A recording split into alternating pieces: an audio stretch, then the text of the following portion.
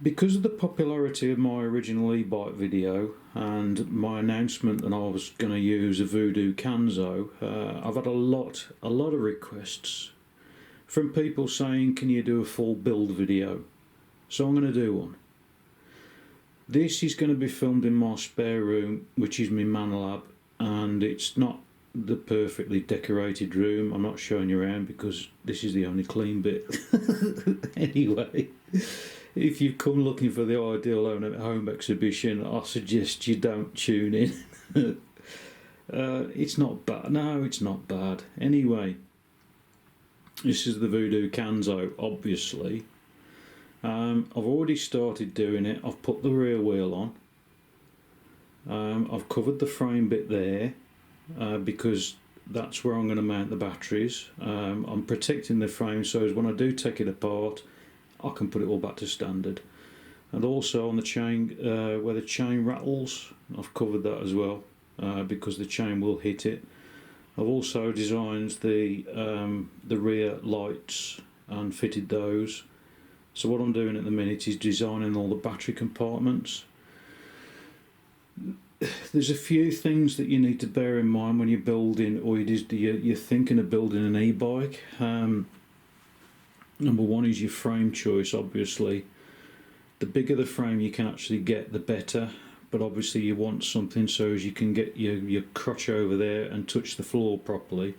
So this is the biggest frame. I think it's a 19 inch. This is the biggest one that I can actually use. Any bigger then I'm bloody stuck and I have to have the saddle all the way down. Number one, for comfort, when you're actually going along, it does make it better. And number two, so I can touch the floor. But anyway, the motor's been fitted. Now here, the other thing that you need to bear in mind, there's a few things obviously, but the other thing you need to bear in mind is the gap that you get on the front of the dropouts or the suspension or something. Because these motors, they're not actually a standard size wheel, obviously. The wheels are on a normal bike are a hell of a lot thinner, and these are very, very, very thick, as you can see. This bloody light keeps going off. As you can see, they are very thick, and these tyres are actually I think they're a 2.8 inch tyre wide. So you've got to bear in mind that bit there, which I can't actually show you. Bear in mind that width there, just to make sure that you can actually get the tyre in. I think these by default have got 2.25 inch tyres. I mean that's quite. In fact, it's very tight in there, but it does work. So there's that bit. You've got to bear in mind the width of the dropout as well. This is the dropout, obviously, because the wheel drops out of it. The width of the wheel.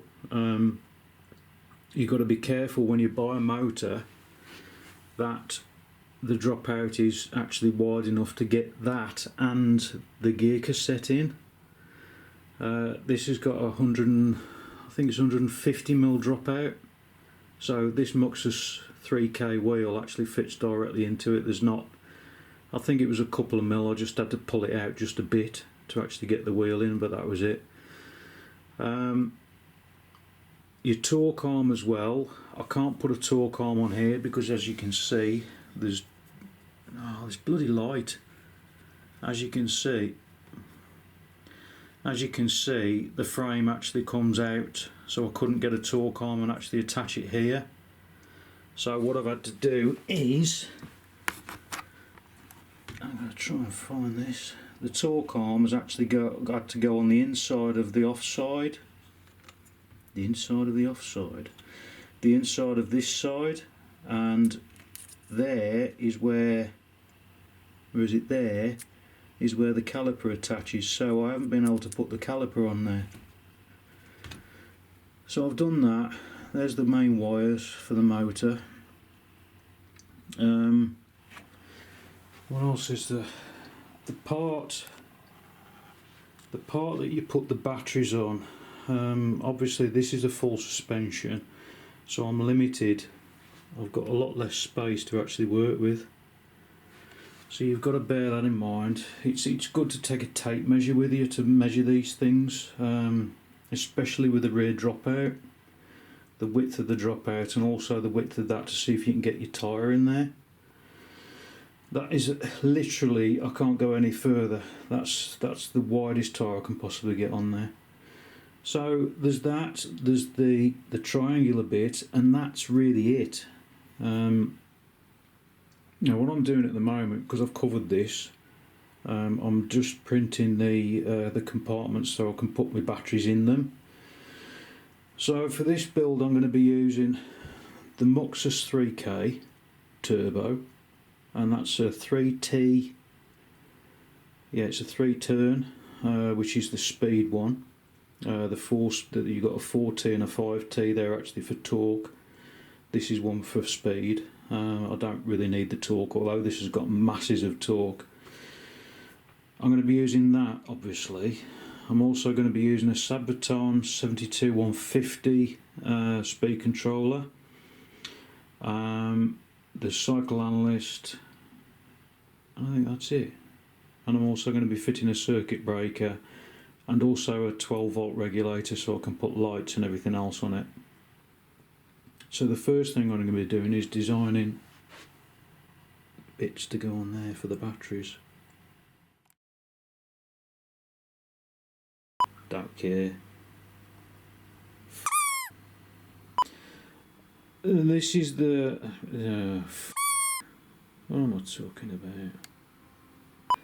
about? Oh, hell.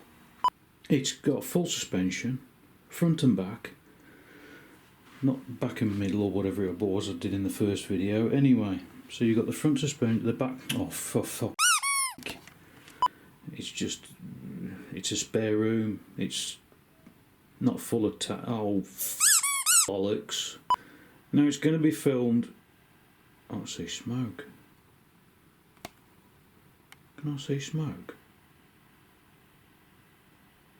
Yeah.